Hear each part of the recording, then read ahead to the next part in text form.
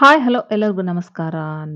ನಾವಿವತ್ತು ಸಂಕ್ರಾಂತಿ ಸ್ಪೆಷಲ್ ಸಿಹಿ ಪೊಂಗಲ್ ಅಥವಾ ಅಕ್ಕಿ ಪಾಯಸನ ಮಾಡೋನು ಬರ್ರಿ. ಅಕ್ಕಿ ಪಾಯಸ ಮಾಡಲಿಕ್ಕೆ ನಾನು ಒಂದು ಬಟ್ಲು ಅಕ್ಕಿಯನ್ನು ತೊಗೊಂಡಿದ್ದೀನಿ. ಜೀರಾ ರೈಸ್, ಅರ್ಧ ಬಟ್ಲಷ್ಟು ಹೆಸರುಬೇಳೆಯನ್ನು ತೊಗೊಂಡಿದ್ದೀನಿ. ನೀವು ಬೇಕಿದ್ರೆ 1 ಕಪ್ ಅಕ್ಕಿ, 1 ಕಪ್ಪು ಹೆಸರುಬೇಳೆನೂ ಕೂಡ ತೊಗೋಬೋದು. ನಾನು 1.5 ಕಪ್ಪಷ್ಟು ಬೆಲ್ಲವನ್ನು ತೊಗೊಂಡಿದ್ದೀನಿ.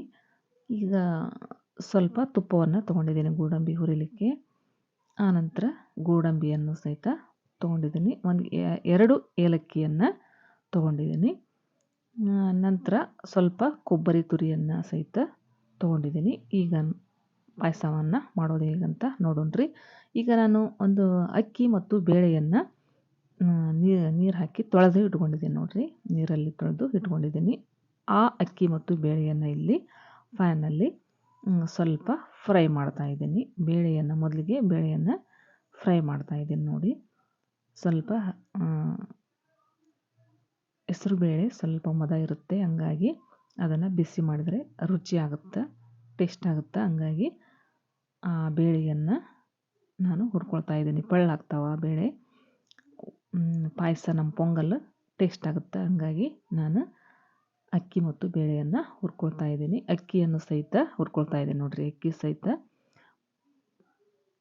ಬೆಳ್ಳಾಗುತ್ತೆ ಅಕ್ಕಿ ಹುರಿದ್ರೂ. ಪಾಯಸ ಪೊಂಗಲ್ ಚೆನ್ನಾಗಾಗುತ್ತೆ, ಮಸ್ತಾಗುತ್ತಂತ ನಾನು ಹುರ್ಕೊಳ್ತಾ ಇದ್ದೀನಿ.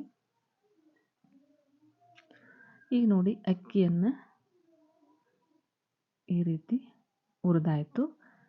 ಈಗ ನಾವು ಗ್ಯಾಸ್ ಮೇಲೆ ಒಂದು ಕುಕ್ಕರ್ ಇಟ್ಟು ಆ ಹುರಿದಂತಹ ಅಕ್ಕಿ ಮತ್ತು ಬೇಳೆ ಎರಡನ್ನು ಆ ಕುಕ್ಕರಲ್ಲಿ ಹಾಕಿ, ಅಕ್ಕಿ ಮತ್ತು ಬೇಳೆಯನ್ನು ನೋಡಿರಿ ಈ ರೀತಿ ಅಕ್ಕಿ ಬೇಳೆಯನ್ನು ಎಷ್ಟು ಚೆನ್ನಾಗಿ ಅದು ನೋಡಿರಿ. ಹುರಿದ ತಕ್ಷಣ 2 ಗ್ಲಾಸಷ್ಟು ನೀರನ್ನು ಹಾಕ್ಕೊಂಡಿದ್ದೀನಿ. ಒಂದು ಅರ್ಧ ಗ್ಲಾಸ್ ನಾನು ಬೆಲ್ಲದ ನೀರನ್ನು ಹಾಕ್ತೀನಿ. ಹಾಗಾಗಿ 2 ಗ್ಲಾಸಷ್ಟು ನೀರನ್ನು ಹಾಕ್ಕೊಂಡಿದ್ದೀನಿ.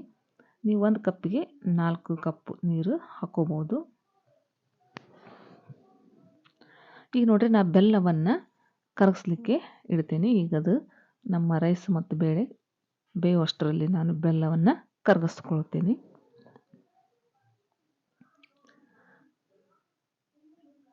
ಈಗ ನೋಡಿರಿ, ನಮ್ಮ ರೈಸೂ ರೆಡಿ ಆಯಿತು. ಅಕ್ಕಿ ಮತ್ತು ಬೇಳೆ ಕುದೀತು. ಈಗ ನಮ್ಮ ಪಾಕನೂ ರೆಡಿ ಆಯಿತು. ಬೆಲ್ಲದ ನೀರು ರೆಡಿ ಆಯಿತು. ಇದರಲ್ಲಿ ಕಸರು ಕಡ್ಡಿ ಇರುತ್ತೆ ಅನ್ನೋ ದೃಷ್ಟಿಯಿಂದ ನಾನು ಸೋಸ್ಕೊಂಡಿದ್ದೀನಿ. ಈಗ ನೋಡಿರಿ, ನಮ್ಮ ರೈಸ್ ಮತ್ತು ಬೇಳೆ ಬೆಂದಿದೆ, ರೆಡಿಯಾಗಿದೆ.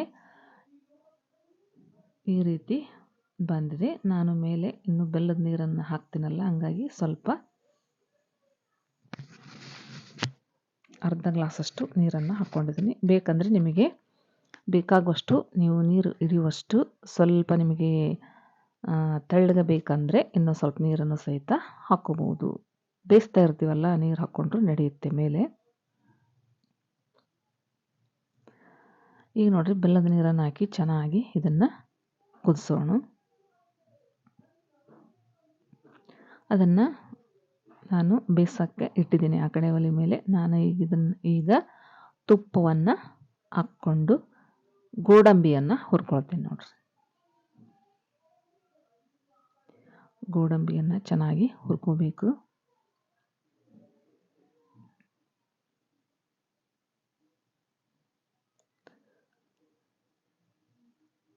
ಈ ರೀತಿ ಗೋಡಂಬಿ ಹುರಿದ ನಂತರ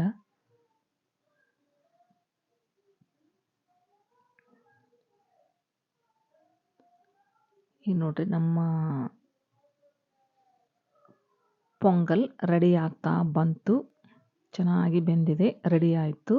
ಈಗ ಸ್ವಲ್ಪ ನಾನು 2 ಏಲಕ್ಕಿಯನ್ನು ಜಜ್ಜಿ ಇಟ್ಕೊಂಡಿದ್ದೆ, ಪೌಡ್ರ್ ಮಾಡಿ ಇಟ್ಕೊಂಡಿದ್ದೆ, ಅದನ್ನು ಹಾಕ್ತಾಯಿದ್ದೀನಿ. ನಾನು ಮಾಡೋ ರೆಸಿಪಿ ಇಷ್ಟ ಆಗಿತ್ತು ಅಂದರೆ ಪ್ಲೀಸ್ ಒಂದು ಲೈಕ್ ಮಾಡಿ, ಶೇರ್ ಮಾಡಿ. ಹೊಸದಾಗಿ ನೋಡೋರು ನನ್ನ ಚಾನಲನ್ನು ಸಬ್ಸ್ಕ್ರೈಬ್ ಮಾಡಿಕೊಂಡು ಸಪೋರ್ಟ್ ಮಾಡಿ ಫ್ರೆಂಡ್ಸ್.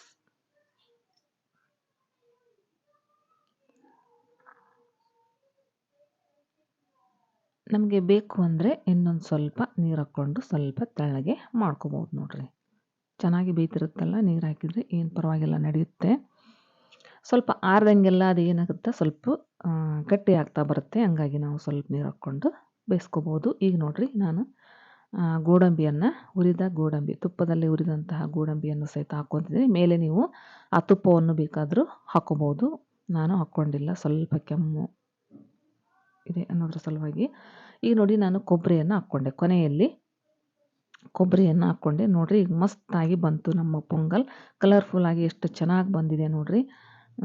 ಹೆಸರುಬೇಳೆ ಹಾಕಿರೋದ್ರಿಂದ ಕಲರ್ಫುಲ್ಲಾಗಿ ನಾವು ಕಲರ್ ಹಾಕೋದೇ ಬೇಡ ನೋಡಿರಿ. ಎಷ್ಟು ಚೆನ್ನಾಗಿ ಬಂದಿದೆ ಅಂದ್ರೆ ಸೂಪರಾಗಿ ಬಂದಿದೆ ನಮ್ಮ ಪೊಂಗಲ್. ಈಗ ನಾನು ಒಂದು ಪ್ಲೇಟ್ಗೆ ಸರ್ವ್ ಮಾಡ್ತಾಯಿದ್ದೀನಿ. ನೋಡಿರಿ ಎಷ್ಟು ಚೆನ್ನಾಗಿ ಕಾಣುತ್ತೆ ಕಲರ್ಫುಲ್ಲಾಗಿ ಗೋಡಂಬಿ ಜೊತೆಗೆ. ಈಗ ನಾವು ಗೋಡಂಬಿಯನ್ನು ಇಟ್ಟು ಅಲಂಕರಿಸಿದರೆ ನಮ್ಮ ಸಿಹಿ ಪೊಂಗಲ್ ರೆಡಿ ಆಯಿತು. ನೋಡಿ ಫ್ರೆಂಡ್ಸ್, ನೀವು ಇಷ್ಟ ಆಗಿತ್ತಂದರೆ ಒಂದು ಕಮೆಂಟ್ ಮಾಡಿ. ನೀವು ಈ ರೀತಿ ಮಾಡಿರಿ. ಧನ್ಯವಾದ. ಥ್ಯಾಂಕ್ಸ್.